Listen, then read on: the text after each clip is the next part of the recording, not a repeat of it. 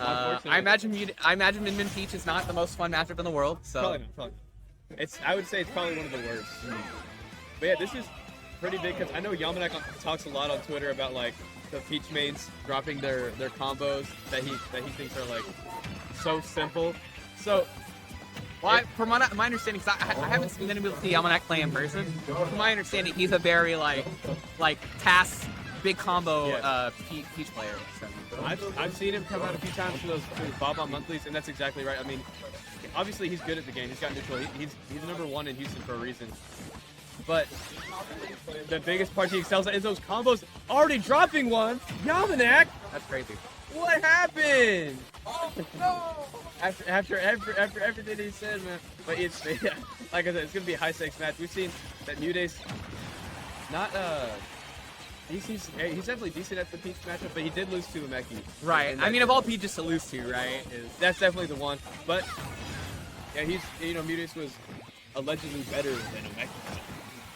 I mean, I would say, like I said, Dittos are weird regardless. Yeah. High level, low level, regardless of the character. Dittos always have a little bit of like Twilight Zone to them. You know, there's a bit of wonkiness all the time. But it'll be interesting to see kind of what Yalmanac brings to the table. I would agree, even that the fact that he's going Daisy aside, that he is definitely leans more towards the Umeki side of the Peach play. You know, but he is going to have to be Umeki level, as we've seen, in order to take down Muteace, at least here. I think this kid is, man. The reason he might have been underseeded today is just like, I just think people haven't seen enough of him. I think he would go absolutely insane. I would agree. I feel like him and the Davion have been pretty confined to like the Houston area. Yeah, right? they just haven't been let out to that major setting. They are also pretty young. They're also understandably so. They're young. Like I don't want to send my I know Davion's like 15 or 16, right? Yeah. I'm not sending my kid out against a bunch of greasy smashers all the way across the state. Like it's not happening. And everything that you hear about Smash, I was like, you can stay here and farm the locals. That's your allowance money. But like, exactly. He's doing good. Yalmanac doing great so far, keeping it close and to the hip for this first game. This is one of those Dittos that I just don't get bored.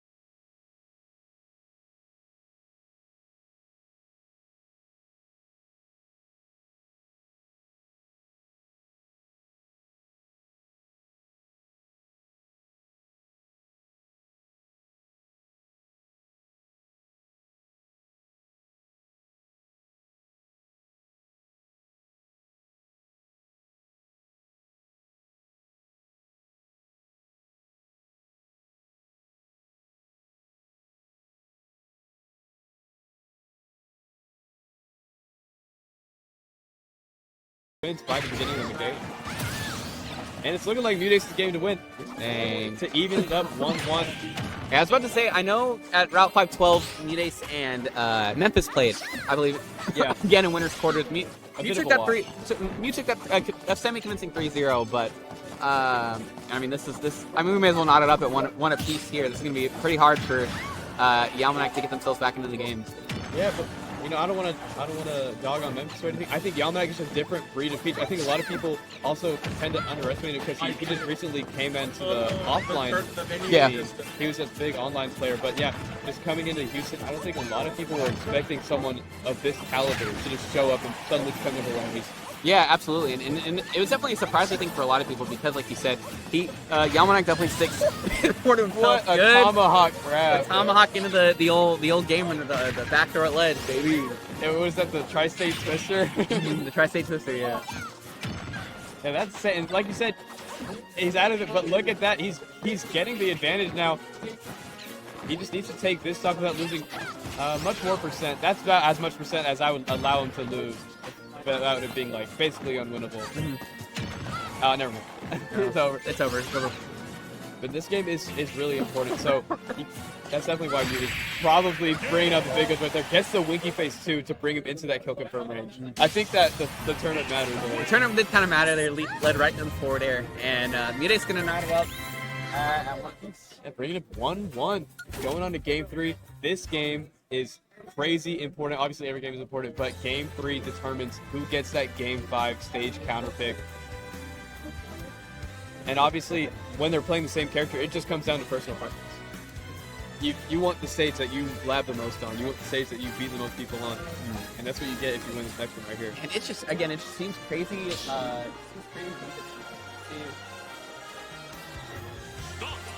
I mean, I could be convinced that every single game in the set is just going to be played on Small Battlefield. Small Battlefield, yeah. Yeah. A Small Battlefield having those lower ceilings, you can understand why Peach and Daisy would want to play on this, because they don't have so much horizontal, just because they don't have so much vertical kill power. They don't want to be on stages with low ceilings. So it's just not going to make a difference for them. They want those closed in horizontal glass. Yeah. Daisy is definitely going to kill you off the side more often than they're going to kill you off the top, unless they get those funky parasol combos. Speaking of combos, we're seeing none of them right now. We're just in Whiff City. Yeah, there's boxing right now. I feel like I'm watching Ice. Just 2-hit combos. Ooh. Or just beefy hits. This is more like Ganondorf gameplay. These two Peach and Daisy are just fighting. They're scrapping. This is this is 2 a.m. on 6th Street. Both these girls are 6 vodka Red Bulls in, and they're ready to throw down.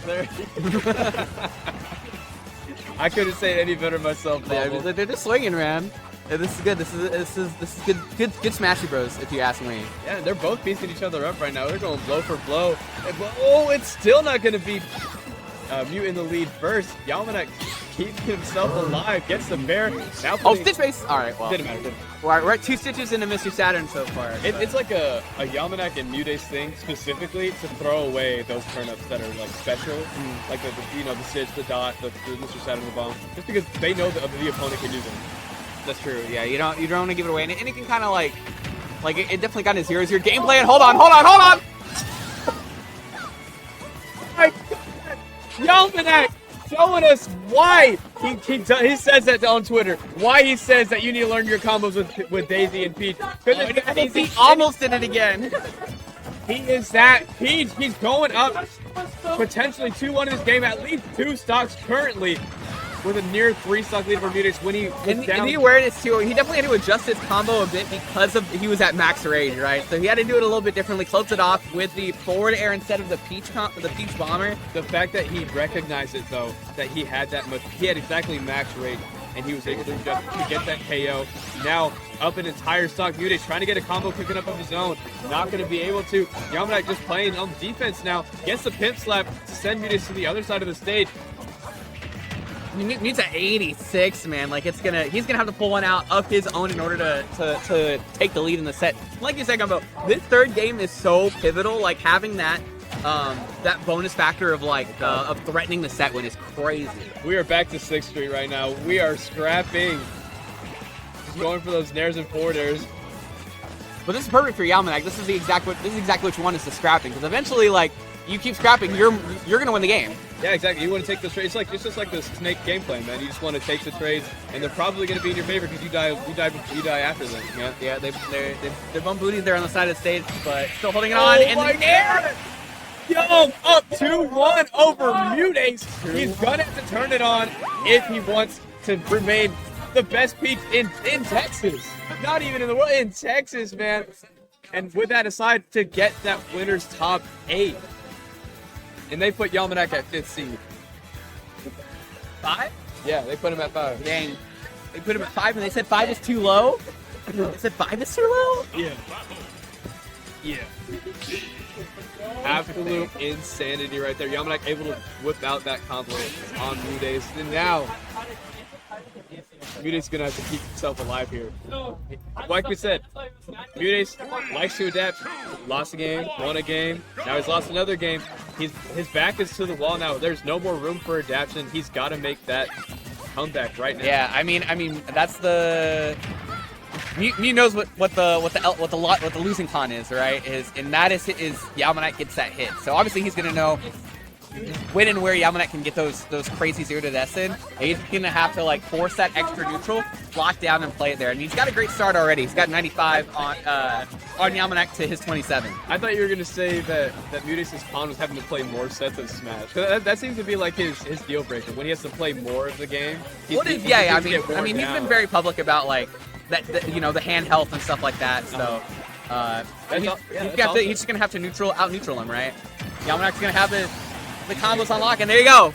Turn it back, put that man on ledge, take the stock, early lead for Muteace in game 4. One thing I noticed about Muteace, like when he has to go down to that loser side, like winner side he plays really well, but once he goes down to loser, he kind of drops off in that gameplay. I mean, he just can't play as well and consistently, probably because of what you were saying, that hand health thing. So this could be huge. I mean, if he loses the set, he may not even get top 8. That's the hard part is playing Peach's endurance game almost had the 0 to death, did not pull the trigger on the Peach Bomber. He whiffed the Z catch. That would have been the last part of that combo, just like you said. But he's still keeping the advantage. Now gets a Peach Bomber. All right. It wasn't true combo, but effectively a 0 to death. Up an entire stock. We saw Muteace doing it against Umeki and Memphis. That Peach Bomber for the edge guard. You know, a lot of people say Peach has one of the better recoveries in the game. Who better to contest it than Peach herself? Right, and that side B is crazy. It's strong, super safe, even on block. Like it's a very, very good move. We'll see what Yalmanac has if he can knot it back up at one stock a piece. He's doing a good job keeping the ledge pressure going. Yeah, this sequence is absolutely insanity. Like we said, trying to contest that Peach recovery, but able to maneuver around it. Muteace trying to keep this stock alive. He knows if he loses this stock, it could be the end for him because of those combos that Yalmanac has. And now trying to get that juggle. Muteace fighting his way out of the corner now. Trying to get that extra credit. He needs as much as he can to make it an unlosable lead because he needs this winner's side if he wants to stay consistent. Yeah, just finish your... Muteace got to finish the plate here. Same for Yalmanac. Yalmanac's got to close this stock out if he wants to keep things nice tight. Man, these guys are on top. These parries are crazy. These frame tight, sinking these back airs and nairs, and it's insane play from both these guys. You can never get comfortable against a character that can kill you at 0. Now with the winky face, but Yalmanac going to snatch it from his hand. Not going to matter though. Back to that right side blast zone, trying to get back off the ledge against Mew. Look at him. So you know Mew just killed himself. He is in Yalmanac's head and he's letting him know it. Can he find a way to get this KO without losing the stock? It could be absolutely huge for him. Cannot. Hold on. This is exactly what we saw him at last time. 10% higher. And that's the beginning of it. No way! Platform there, but it's not over yet. 71% on Muteace's life. His last stock of this potential winner's side. And the setup is from Mew. Gonna secure that back air to get it to a game 5 against Yalmanac in our winner's quarterfinal. This is just for top 8, not even top 8 yet.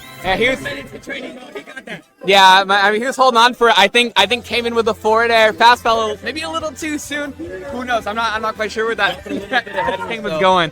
But man, insane going to game 5. I mean, I think we all kind of expected that game 5 a little bit to come out there after that. You felt the game 5. All the Houstonians, the Houstonites, we're definitely feeling the game 5 here. For those of you that still don't know Yalmanac, you will know his name today. The best player in Houston, the best potential Peach in all of Texas. Bringing Muteace to game 5 now for top 8 winner side at the biggest tournament in America. This week, yeah. You know, Battle for Bryan got scheduled on that great off week. This is the biggest tournament running in North America right now.